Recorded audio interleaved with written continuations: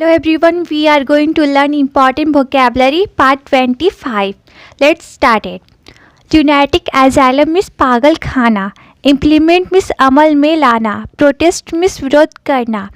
Tremendous means जबरदस्त. Tempt means लुभाना. Weaken means कमजोर बना देना.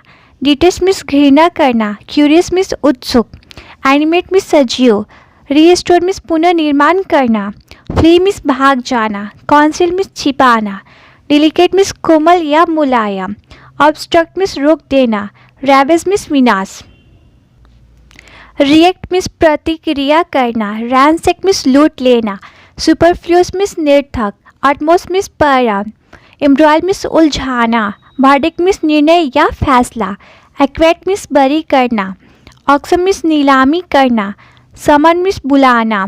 सेंटेंस में सजा देना. स्ट्रेस मिस तनाव. पंजेंट मिस तीखा. एग्रेसिव मिस आक्रमणकारी.